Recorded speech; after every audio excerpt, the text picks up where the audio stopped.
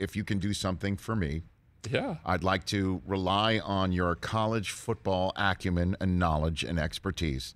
And I'd like you to give me the scenario in which 2 Saturdays from now, I am bouncing off the walls, walking on air because Michigan has just beaten Ohio State. Is there a scenario? Paint it for me how that is possible in 2021, Ryan Leaf. This team's different. This team just has a physical nature that hasn't existed in terms of how they run the football with Jim Harbaugh's teams in the past. And what they did against Wisconsin and what they did last weekend in Happy Valley to really, that's a game that they normally wouldn't have won. It was close. It was tied. They ran a great play call where they ran a pick and it made the Penn State players run into each other, and it turned into a huge touchdown that ultimately won them the game. Correct. Those things in the Jim Harbaugh era haven't been consistent. He always lost big games, especially on the road.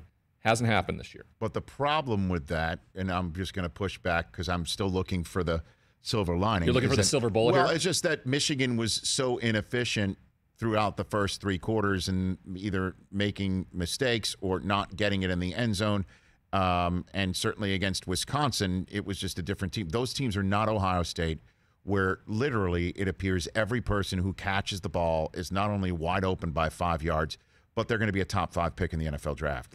And so that's been the problem, is that when Michigan is inefficient on offense against Wisconsin or Penn State, or has to settle for a field goal instead of scoring a touchdown, they're down by 3 scores against Ohio State and things get out of hand. How can Michigan, do they match up well against Ohio State's defense in your estimation? Well, I don't. What? I don't want to just crash your dreams here. It's okay. Okay. No, I did ask for the scenario. Right. I didn't. You had asked for the scenario, and that's what I was trying to give you.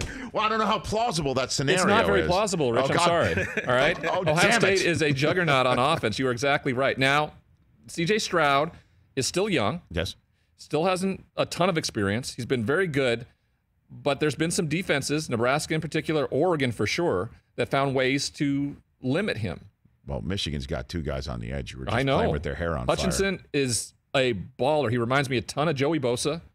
He really does, how he comes off that edge. So if he can become that type of player in that type of game, why not? Why not us, Michigan? Why not? All right. At least you're living in the good life. My state of college football has neither one of their head coaches.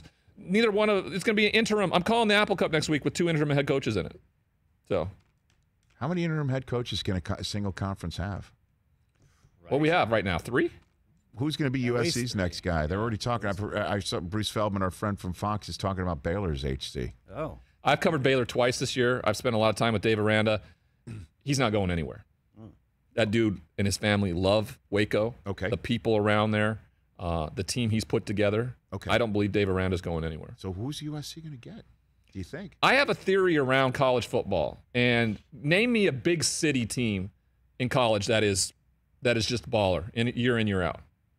They don't exist anymore for whatever reason. It's about rural communities that just get after their football programs. Tuscaloosa, Athens, those places where they're tight-knit communities, for whatever reason, it's just the players are not lost in the shuffle.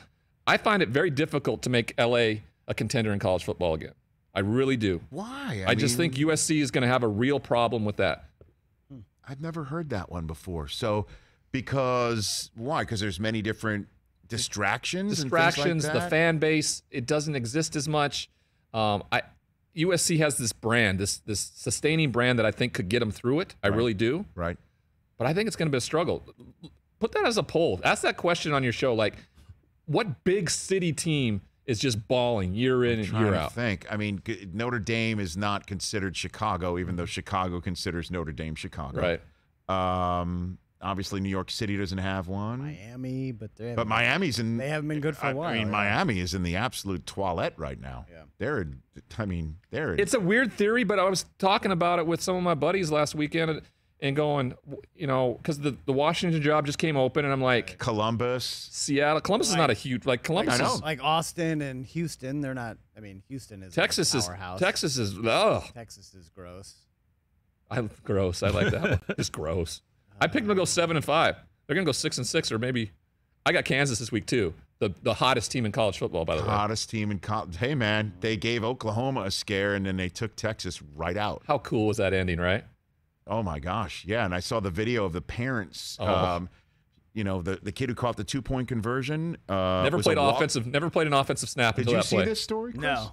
It's unbelievable. The tight end? Yeah. Never played a snap of offensive football. What? He's a walk-on, and he caught the winning 2-point conversion to beat Texas, and the parents are shooting the video. And at the opposite end of the field. I'm getting goosebumps here. Were they in the last row? No, they were the first row. No. It looked like the Loves still have the worst seat in the history of football, rooting on somebody who they're, who they have as family. Yeah, it's incredible stuff. All right. There's a theory on that, though. Put the Loves up there. They don't have to hear bad stuff being talked about. If you're down in the mix, you don't have to hear anything from the fan base. So you'd rather your family be all the way up there? Oh, I put my parents in the nosebleeds every time we were on the road. No kidding. Yeah. And then I told Mom to put the radio broadcast on, the home radio broadcast on in her ears, so she didn't have to listen to. That could be in one of the final episodes of season 1 of Bust, everybody. Hey, you watched all the way to the end. Thanks for that. Watch more right here.